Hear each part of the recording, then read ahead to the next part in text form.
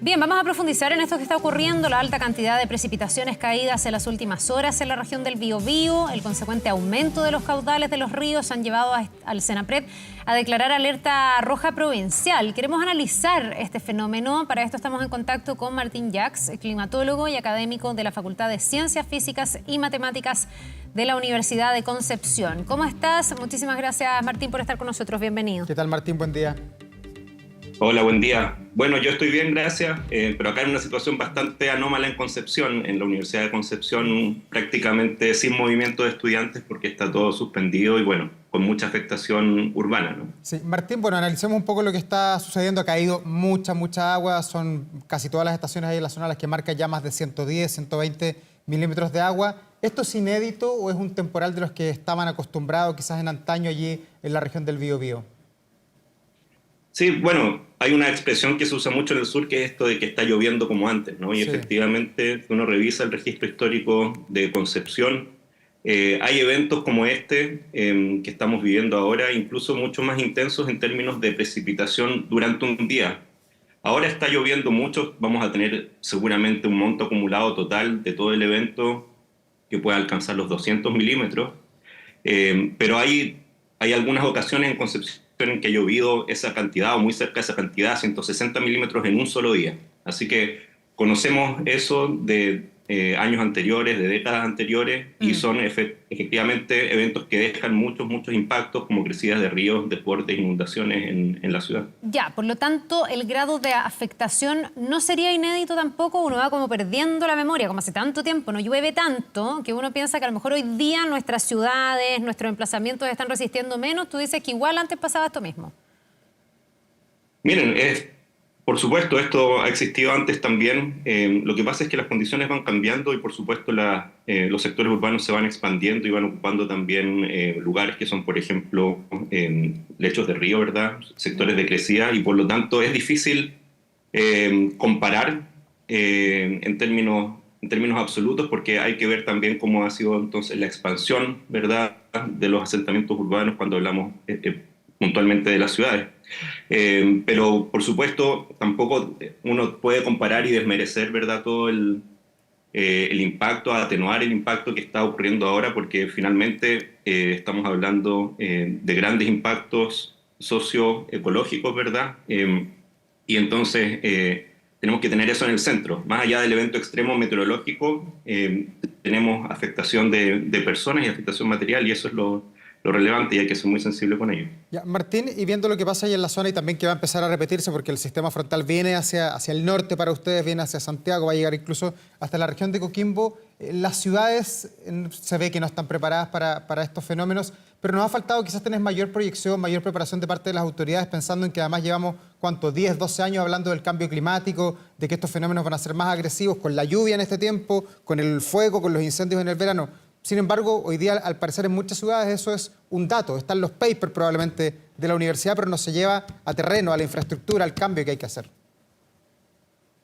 Sí, ahí hay que decir que efectivamente, tras los aprendizajes de eventos anteriores que tienen remociones en masa, como estamos viendo en pantallas, por ejemplo, y también inundaciones, hay medidas, ¿verdad?, de preparación que tienen que ver con el largo plazo, que son, por ejemplo, construcción de infraestructura, y eso se ha reforzado fuertemente acá en sectores sensibles.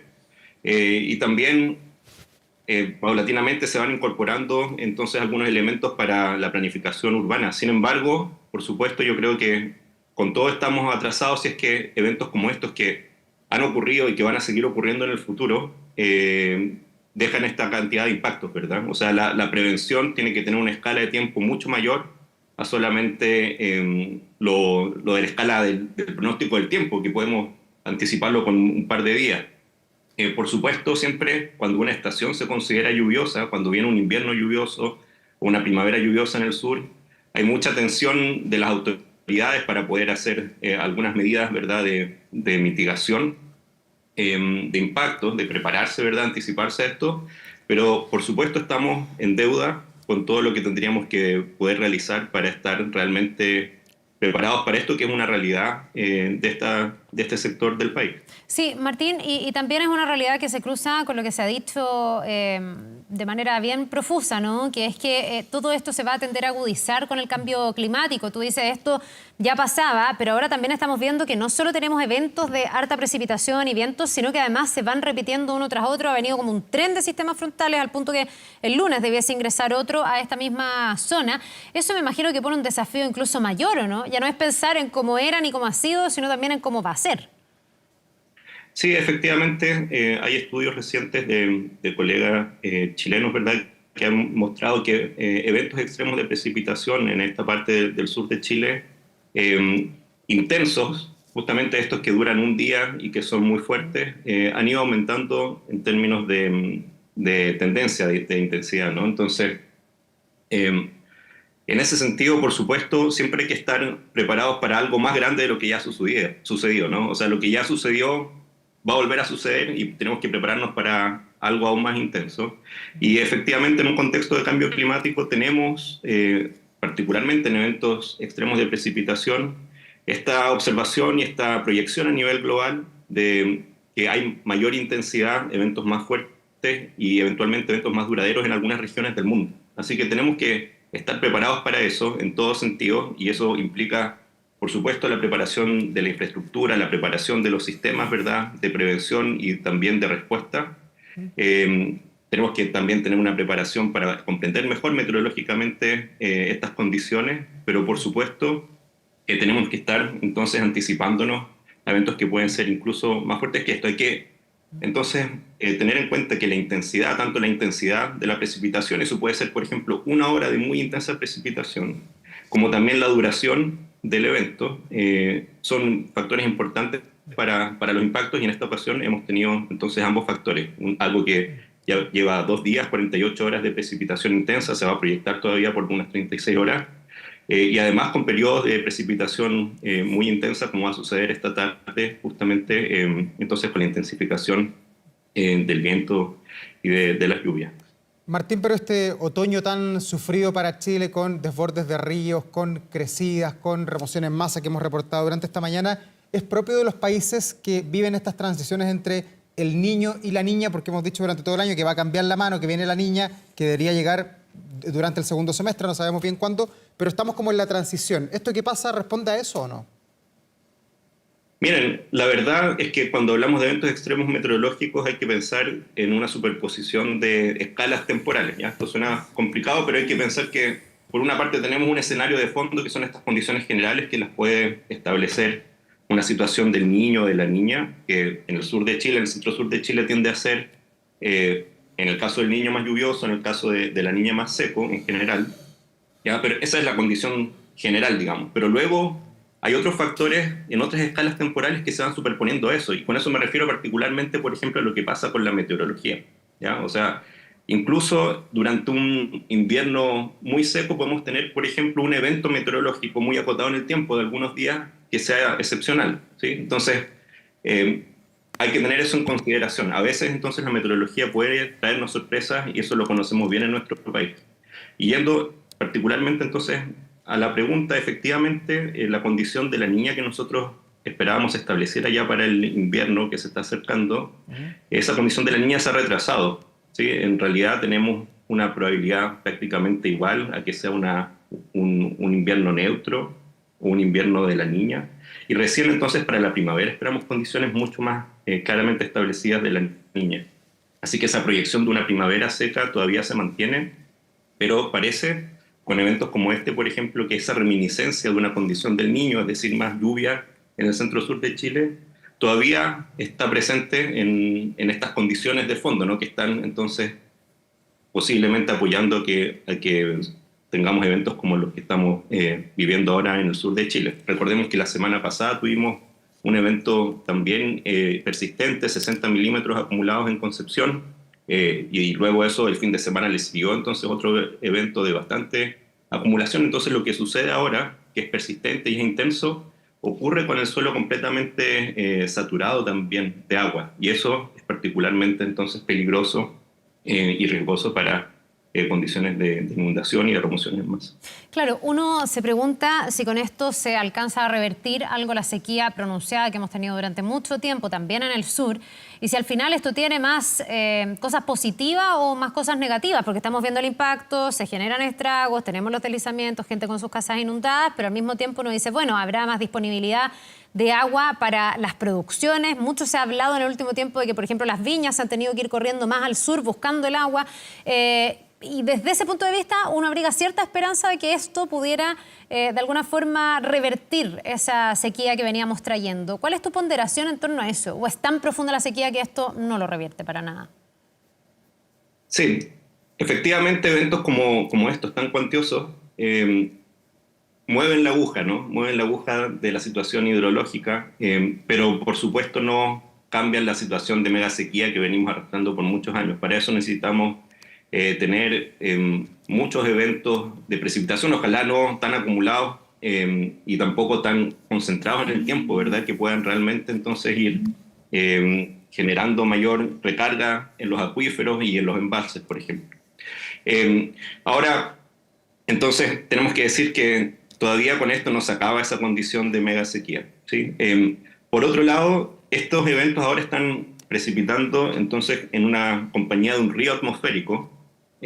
Ustedes han difundido también, ¿verdad?, los medios de prensa ese concepto, y eso tiene que ver con un gran caudal, ¿verdad?, de vapor en la atmósfera que llega entonces hasta el continente. ¿Ya? Eso es transporte de humedad, a eso me refiero con caudal, ¿verdad? Humedad en la atmósfera es como un río en el aire que llega entonces hasta el continente.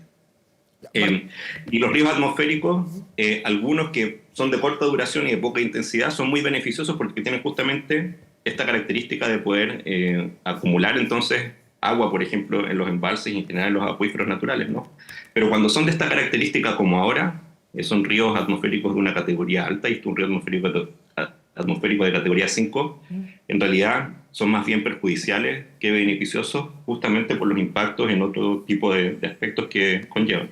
Martín, y a propósito de los ríos atmosféricos y además con este sistema frontal que es muy largo y muy ancho, que está golpeando prácticamente desde Coquimbo hasta la región de los ríos, pensando además en lo de la semana pasada que hubo 3 en un trencito, se hablaba de un superciclón en algún minuto, uno se pregunta, y quiero apelar a usted a sus conocimientos como especialista, además que está en una universidad del sur de Chile, es si hoy día Chile tiene, si nuestro país hoy día tiene el instrumental adecuado para poder calibrar bien los fenómenos meteorológicos, para poder pispar bien qué es lo que viene, para poder determinar cuándo efectivamente hay que levantar una alerta, cuándo estamos a algo frente a inusual, o los radares que tiene el país, o los satélites, que son dos cosas que funcionan a la mano, funcionan de manera adecuada, inadecuada, nos falta invertir allí. No sé cuál es la mirada que tiene usted como especialista. Sí, es una excelente pregunta, muchas gracias por realizarla, porque efectivamente como comunidad científica y en general como comunidad de las ciencias atmosféricas en el país, estamos muy abocados a poder aumentar la capacidad de observación que tenemos de la atmósfera.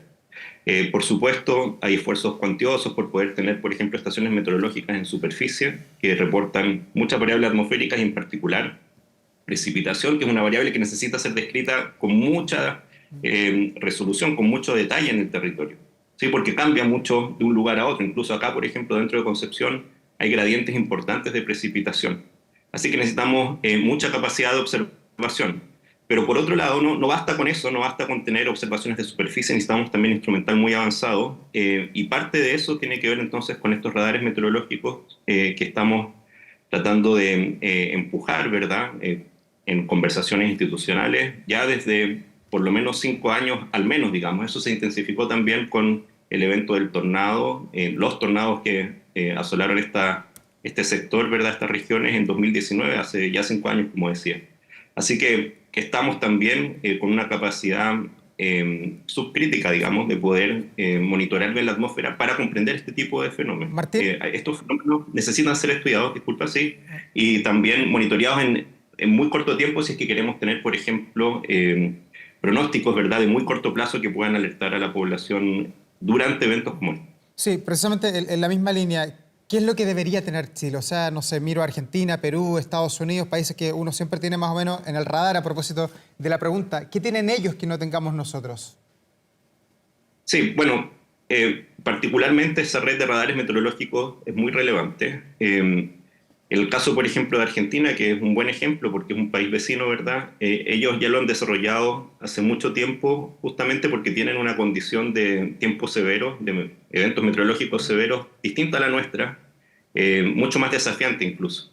Sin embargo, nosotros ¿verdad? En estas décadas, en las últimas décadas, nos hemos dado, por supuesto, cuenta que necesitamos contar con ese tipo de instrumental, una red de radares meteorológicos para poder hacer un monitoreo mucho más detallado de la estructura tridimensional de la atmósfera, ¿sí? No solamente entonces tener observaciones puntuales. Eso, por una parte, y por otro lado también hay globos meteorológicos, radiosondas que se lanzan en varias veces al día, pero en lugares muy puntuales en Chile. Y, por ejemplo, justamente Concepción no cuenta con una radiosonda, con lanzamientos de radiosonda diarios que nos permitan conocer bien la atmósfera acá. Hay uno en Santo Domingo y otro en Puerto Montt, y nosotros quedamos ahí al medio y más o menos tenemos que interpolar lo que sucede en eso, que bueno, hay 1000 kilómetros ahí, ¿verdad?